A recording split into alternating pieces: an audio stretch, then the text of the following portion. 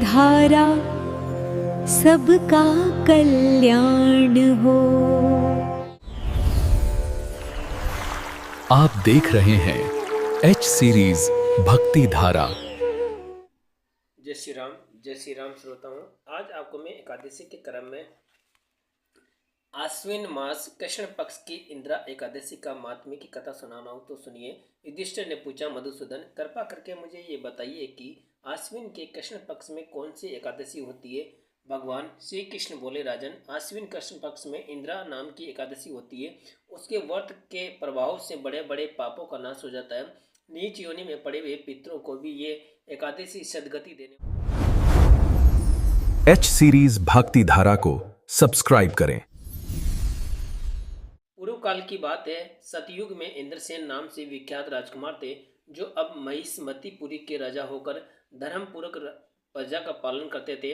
उनका यश सब ओर फैल चुका था। राजा इंद्रसेन भगवान विष्णु की भक्ति में तत्पर हो गोविंद के मोक्षदायक नामों का जप करते हुए समय व्यतीत करते थे और विधि पूर्वक आध्यात्म के चिंतन में संलग्न रहते थे। एक दिन राजा राजसभा में सुखपूर्वक बैठे हुए थे।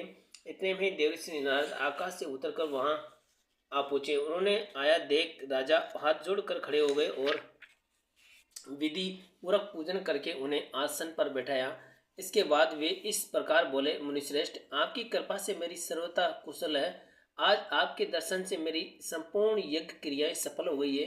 देवर्षि, आपने आगमन का कारण बताकर मुझ पर कृपा करे। नारद जी ने कहा, नरश्रेष्ठ, सुनो, मेरी बात तुम्हें आश्चर्य में डालने वाली है। मैं ब्रह्मलोक से यमलोक आया था। वहां एक सर्वश्रेष्ठ आसन पर बैठा और यमराज ने मेरी भक्तिपूर्वक पूजा की। उस समय यमराज की सभा में मैंने तुम्हारे पिता को भी देखा था। वे व्रत भंग के दोष से वहां आए थे।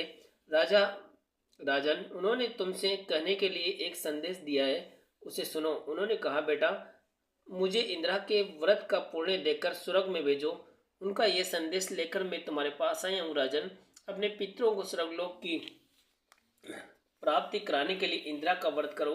राजा ने पूछा, भगवान, कृपा करके इंदिरा का व्रत बताइए। किस पक्ष में, किस तिथि को और किस विधि से उसका व्रत करना चाहिए। नारद जी ने कहा, राजेंद्र, सुनो, मैं तुम्हारे इस व्रत की शुभ कारक विधि बतलाता हूँ। आश्विन मास के कृष्ण पक्ष में दशमी के उत्तम दिन को श्रद्धा पूर्वक चित्त से प्रातः काल स्नान करें। फिर मध्याह्न काल में स्नान करके एकाग्रचित हो एक समय भोजन करे तथा रात्रि में भूमि पर सोए। रात्रि के अंत में निर्मल प्रभात होने पर एकादशी के दिन दातुन करके मुंह धोए। उसके बाद भक्ति भाव से निम्नलिखित मंत्र पढ़ते हुए उपवास का नियम ग्रहण करे। अद्य स्तत्वा निराहार सर्वभोग विवर्जिते सभो बोक्षे पुंड्राक्ष शरणम में भवाच्युत। श्री राम, जय राम, जय जय राम।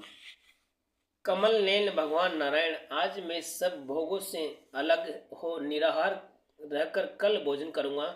अच्युत, आप मुझे शरण दे। इस प्रकार नियम करके मध्याह्न काल में पितरों की प्रसन्नता के लिए सालग्राम शिला के प्रमुख विधि पूर्वक श्राद्ध करे तथा दक्षिणा से ब्राह्मणों का सत्कार करके उन्हें भोजन कराए। पितरों को दिए हुए अन्न में पिंड को सूंघकर विद्वान पुरुष गाय को खिला दे।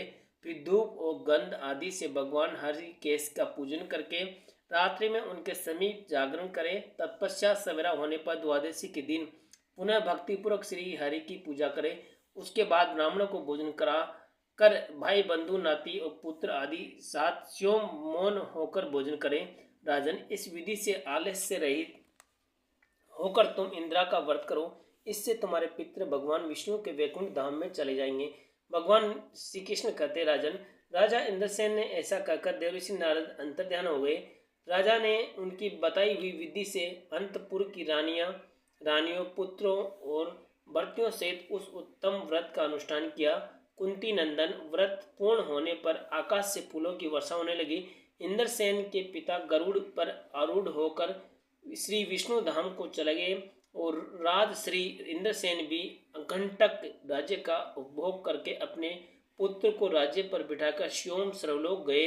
इस प्रकार मैंने तुम्हारे सामने इंदिरा व्रत के महात्म्य का वर्णन किया है। इसको पढ़ने और सुनने से मनुष्य सब पापों से मुक्त हो जाता है। इसलिए श्रोताओं, आप भी इसको पढ़ा करो और अपने परिवार और परिवारजनों को इस कथा को सुनाया करो। इससे अपने पितरों को मोक्ष प्राप्त हो, स्वर्गलोक प्राप्त होता है। और ऐसी ही अनेक कथाएं सुनने के लिए हमारे चैनल से जुड़े रहिए और इसको सब्सक्राइब कर दीजिए। ए सीरीज भक्ति धारा देखते रहिए, ए सीरीज भक्ति धारा, और कमेंट में जय श्री राम लिख दीजिए। जय श्री राम। एच सीरीज भक्ति धारा को सब्सक्राइब करें।